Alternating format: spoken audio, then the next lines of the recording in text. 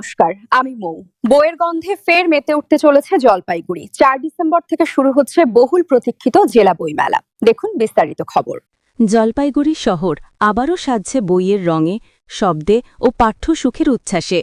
আসছে ৩৭তম জেলা বইমেলা। আগামী ৪ ডিসেম্বর থেকে ১০ ডিসেম্বর টানা ৭ দিন ধরে ফণীন্দ্রদেব বিদ্যালয়ের খেলার মাঠে চলবে উত্তরবঙ্গের অন্যতম বৃহৎ এই বইমেলা।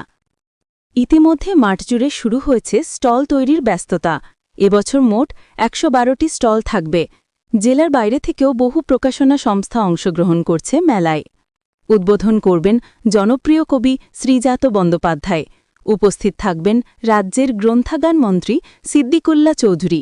পাশাপাশি অন্যান্য বিশিষ্ট ব্যক্তিত্বরাও শোভা বাড়াবেন অনুষ্ঠানে। এইবারের বইমেলায় প্রকাশিত হতে চলেছে জলপাইগুড়ি নিউজ ও সাহিত্যের আলো পত্রিকার প্রতিষ্ঠাতা সম্পাদক পিনাকি রঞ্জন পালের বহু প্রতীক্ষিত বই লোককথা উপকথা। বইটি পাওয়া যাবে শহরতলি প্রকাশনীর স্টলে। সঙ্গে মেলায় পাওয়া যাবে তার কাব্যগ্রন্থ আঁকড়ে ধরা বারণ এবং ছোটদের গল্প সংকলন ষোড়শ রঙের গল্প ভুবন। শুধু বই নয়, থাকবে খাবারের স্টল ও প্রতিদিনের সাহিত্য আলোচনা। সন্ধ্যের পর মঞ্চে আলোকিত হবে স্থানীয় ও বহিরাগত শিল্পীদের সাংস্কৃতিক অনুষ্ঠান।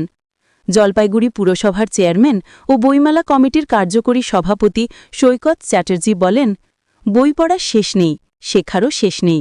নতুন প্রজন্মকে বইয়ের প্রতি আকৃষ্ট করাই আমাদের প্রধান লক্ষ্য। ৩৭তম বইমেলা, যেটা জলপাইগুড়ি এবার জেলার হেডকোয়ার্টার জলপাইগুড়ি শহরে হচ্ছে এবং সেটা ফণীন্দ্রদেব স্কুলের মাঠে হচ্ছে।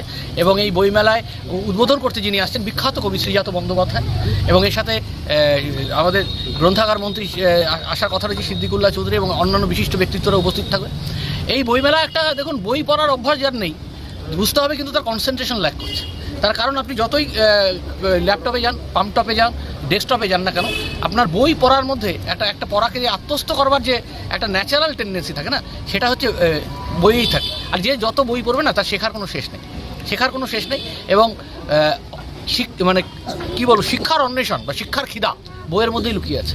আর যত মানুষ বই পড়বে তত অন্য খারাপ নেশার থেকে সে নিজেকে দূরে সরিয়ে রাখতে হবে। এটাই আগামী প্রজন্মকে এর মধ্যে ইনভলভ করতে হবে। তাই এই বইমেলা হচ্ছে, ১১২টা স্টল হচ্ছে এবং সেখানে ফুড কর্নার থাকছে, ফুড কোর্ট থাকছে এবং বিভিন্ন সাংস্কৃতিক অনুষ্ঠান থাকছে।